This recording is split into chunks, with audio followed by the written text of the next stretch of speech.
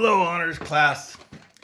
Here to give you a little just what we're doing here about Roman history. All right, so don't want you to be overwhelmed, but we are reading some great stuff out of Livy. You know, fast. These are great stories.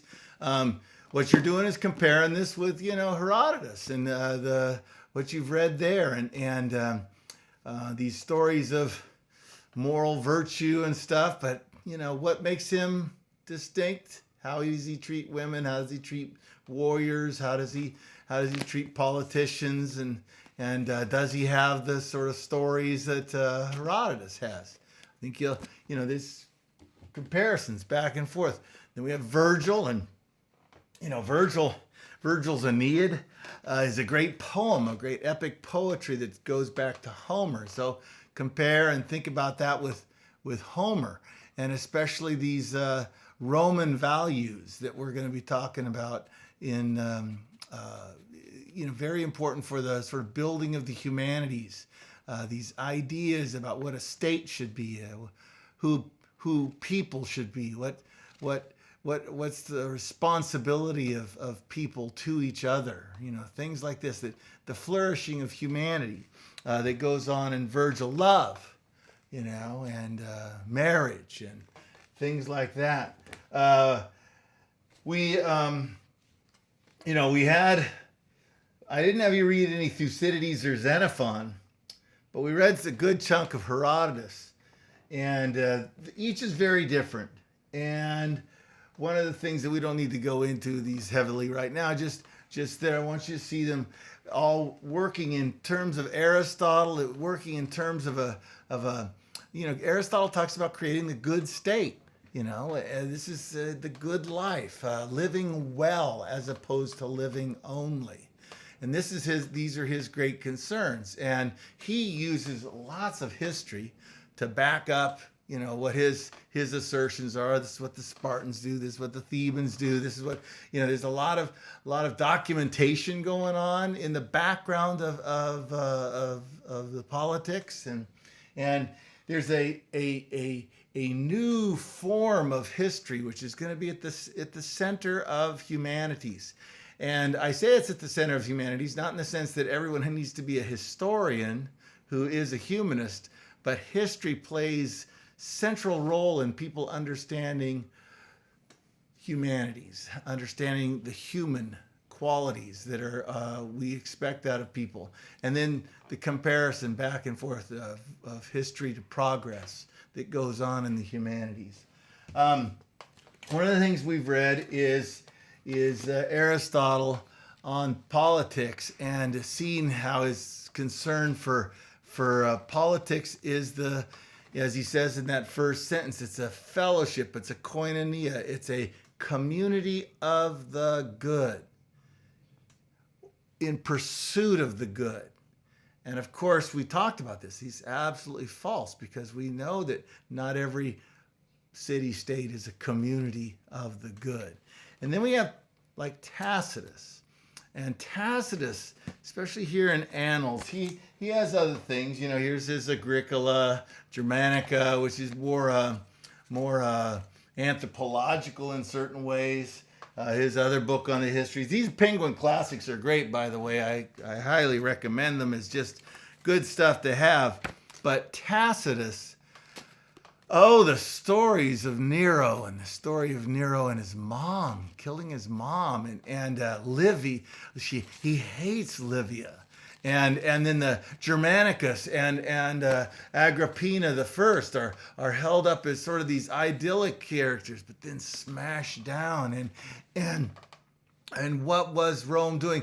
And so this book goes along with Thucydides a lot, in the sense of it's about power in a very cynical way, and human flourishing is, well, what? You read it, and we'll have to talk about this. This is, what happened to human flourishing in Tacitus.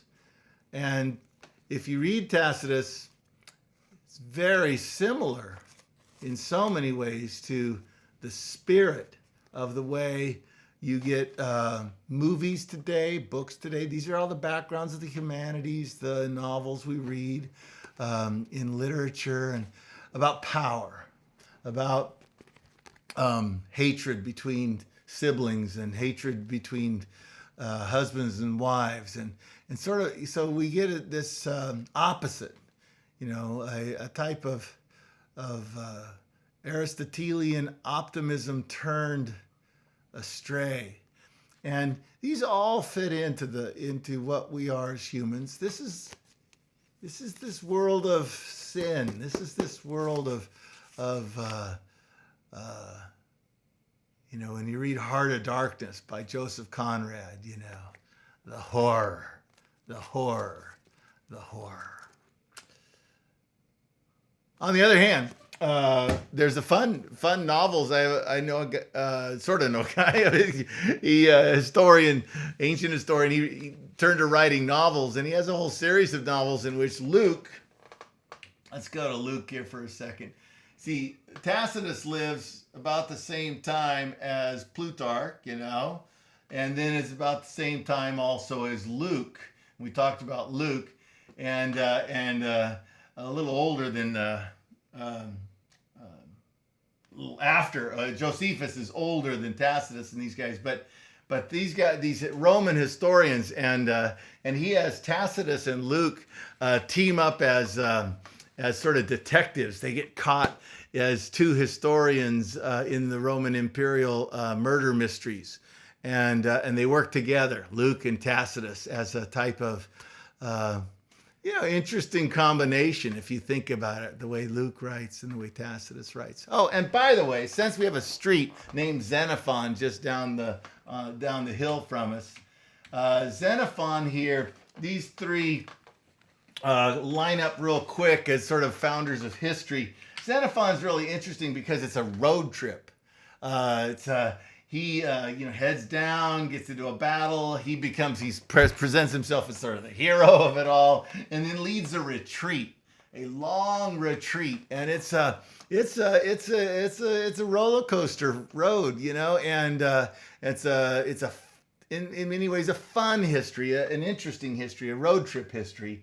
And when you read Paul and Luke traveling together, when Luke starts to talk about we went here, Book of Acts, about chapter 17 turns into road trip.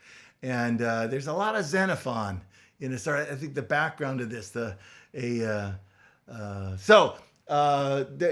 be looking for different things going on, how things compare, and have your mind open, but don't worry about knowing exactly everybody's name and what's going on and who's killing who and what the plot is. Tacitus is hard to read, I think, as a